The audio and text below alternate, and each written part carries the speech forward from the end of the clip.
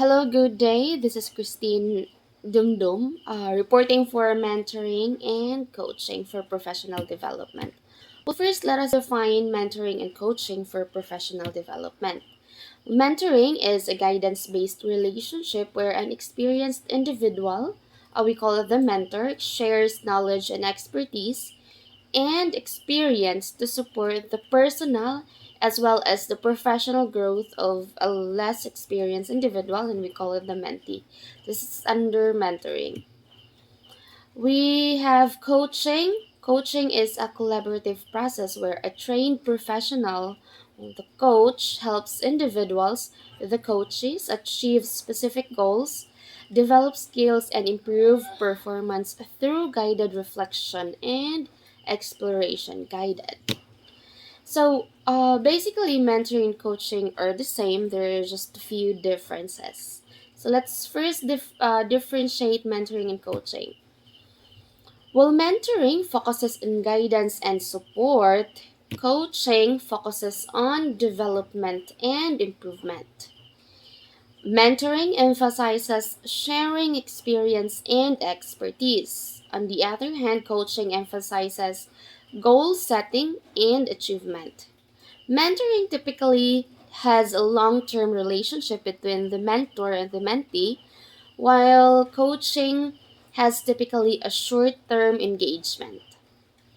Mentor provides advice and direction. This is for mentoring, while coach facilitates self discovery and exploration. Coaching focuses more on self discovery and exploration.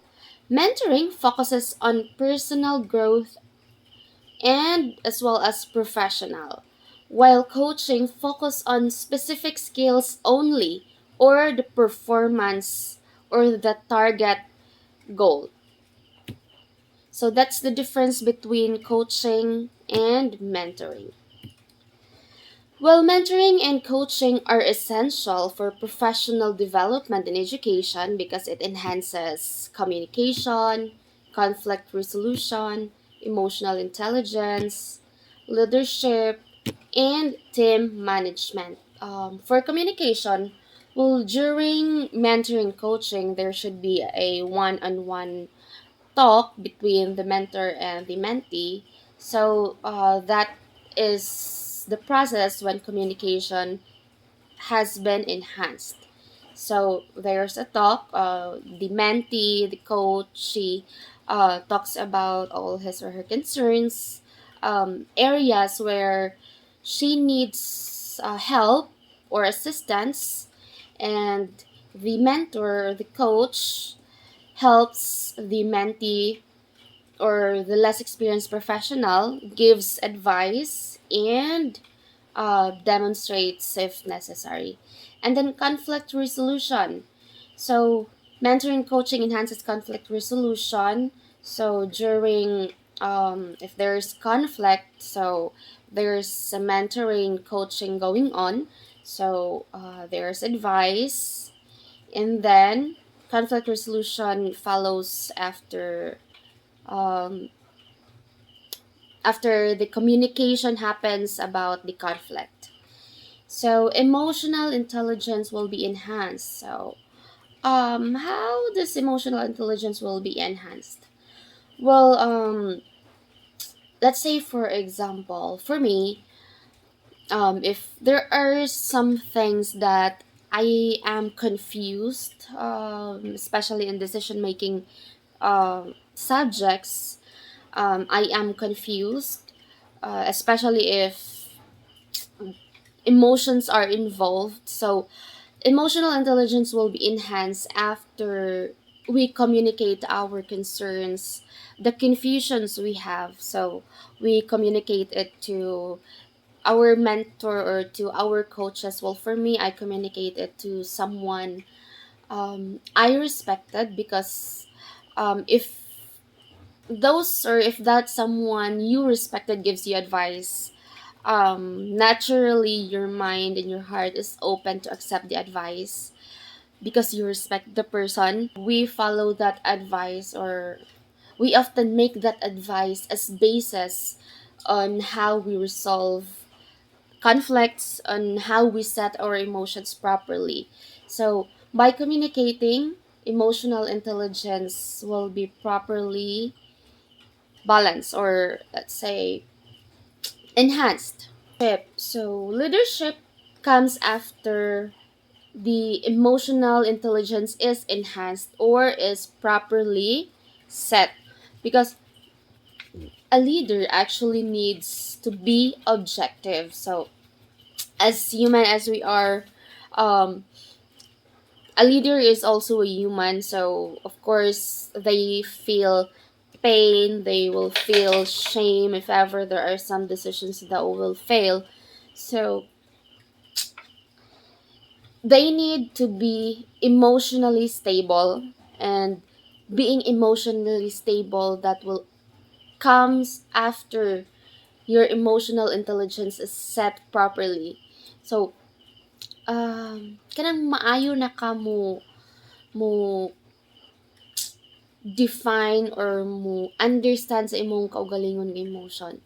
So, kay of course, in every decision making, you need to be objective. And being objective, that means you have to set aside your own feelings, your own principle, your own opinion. If you have to decide things that is good for everyone.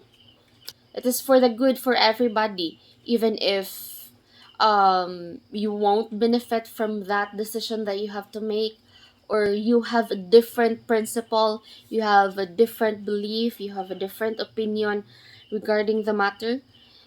But if it is for the good for everyone, then that is a good decision. So that's what leadership. So it is being objective, and being objective will only be obtained if emotional intelligence is enhanced, or if it is properly balanced.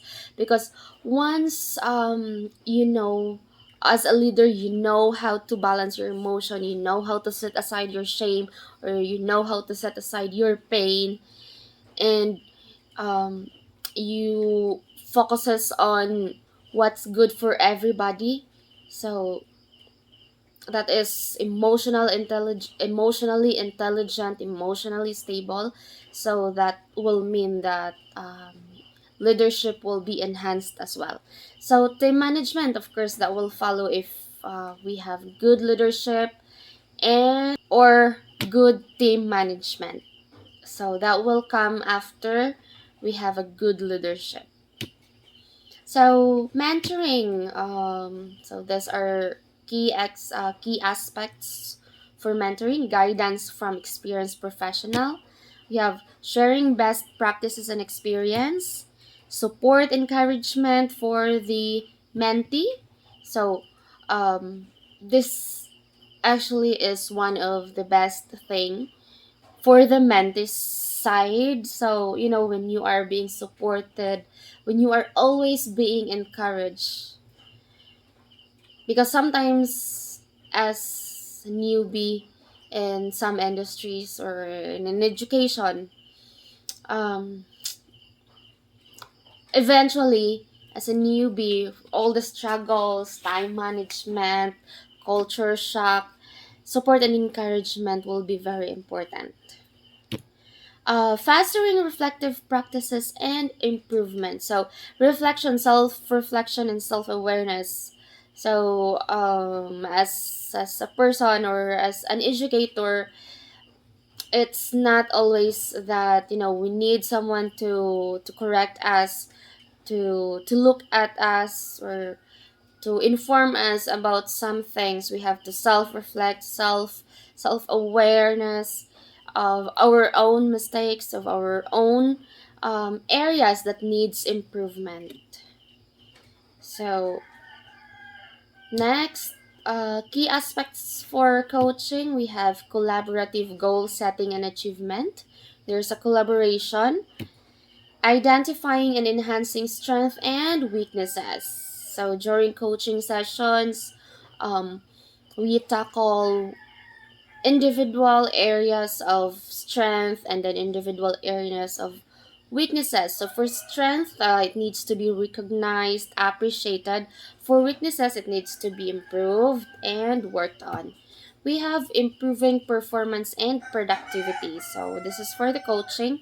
As I've mentioned earlier, it works on, or it focuses on a specific skill or performance. So improving performance and productivity. We also have enhancing and promoting well-being and reflection. So coaching and mentoring doesn't only focuses on the teacher's side professionally, it also focuses on personal level. So in personal level, it promotes well-being and reflection. So during coaching sessions, if there is or if there are, so the coach also works on the encouragement. So it will help the well-being of the newbie or the neophyte. So it promotes their well-being. It promotes their confidence.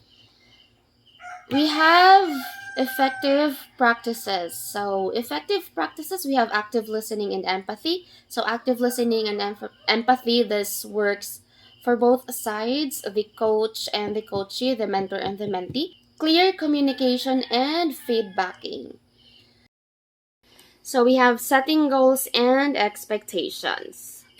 We also have encouraging self-awareness or self-reflection, fostering a supportive and inclusive environment. So for fostering a supportive and inclusive environment, so support coming from everybody around us, coming from our family, coming from our co-workers, supervisors in the school settings. So being or fostering a supportive environment will actually help those newbies to not give up and be better at their job.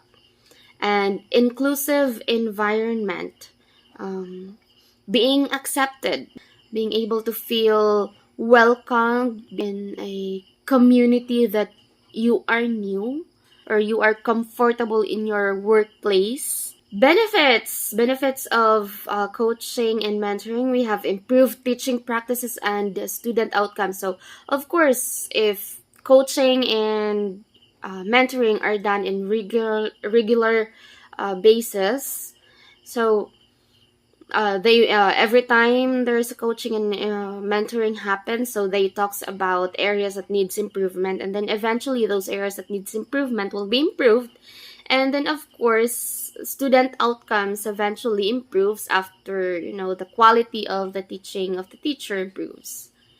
So we have increased confidence and self-efficacy. So this is on the teacher's side, increased confidence and self-efficacy. You have enhanced professional growth and development.